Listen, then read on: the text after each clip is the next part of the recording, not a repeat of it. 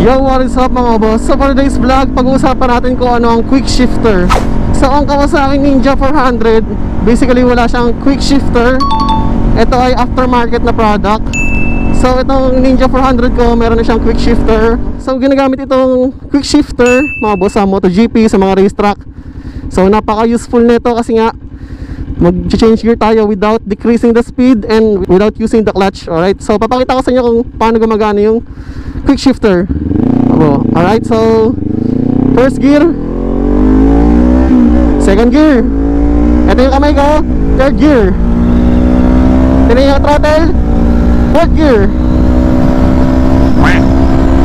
fifth gear, sixth gear. Alright, so yan siya mga boss.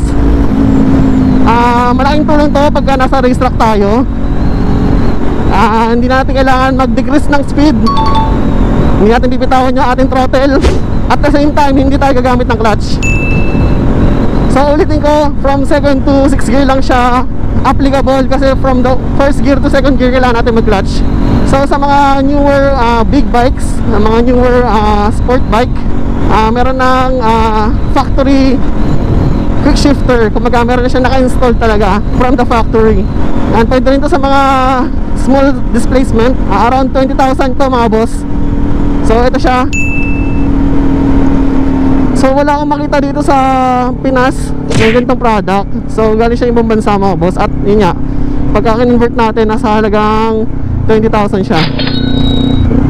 So para sa akin, sa lahat na naka-install dito na modification sa motor ko, ito ang pinaka nagustuhan ko, yung quick shifter. So meron pa naman isang product or isang upgrade na gustong gusto ko rin dito, which is ito. So saka natin pag-uusapan daw sa ibang vlog natin. Pero kung nakikita nyo, ayun yung rear view natin. May dashcam tayo sa likod. Meron din dashcam sa harapan yan. Pero mas mahal to kasi doon sa quick shifter. So another vlog natin yan i-discuss. Itong quick shifter nga pala mga boss, meron siyang application.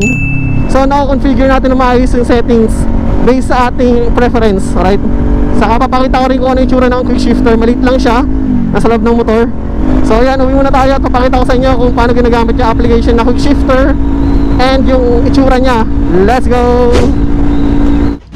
Alright mga boss, so ito na yung ating Ninja 400 at titignan na natin yung application na ginagamit natin for the quick shifter, IQS EC.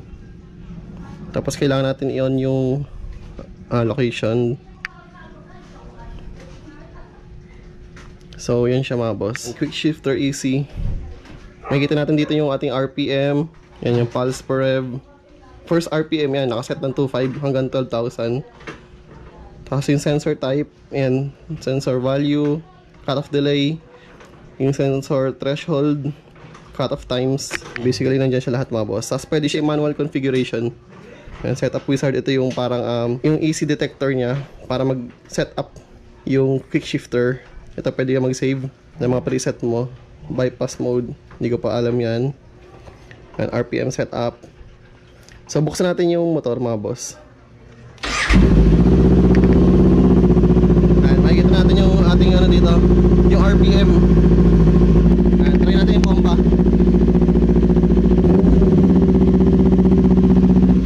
Tapos try natin yung tapakan yung ano, shifter. Lalabas dito yung threshold. Ayun o, threshold value. Kung gaano kadiin. So ito, napakagandang application ito mga boss. Kasi pwede natin baguhin yung mga settings ng ating quick shifter. So dito sa ating shifter, meron ditong sensor. Yan, sensor cable.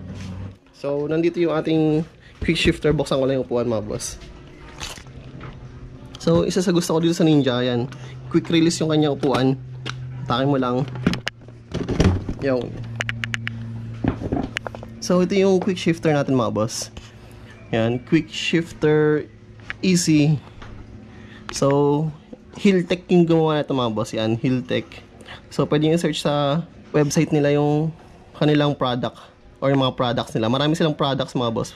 So ito yung model na gamit natin. Tapos yun yung kanyang mga wires. Tapos pag binuksan natin yung susian, yung ignition, iilaw siya mga boss. Yun, red. Tapos magigreen siya pag nakabukas yung motor.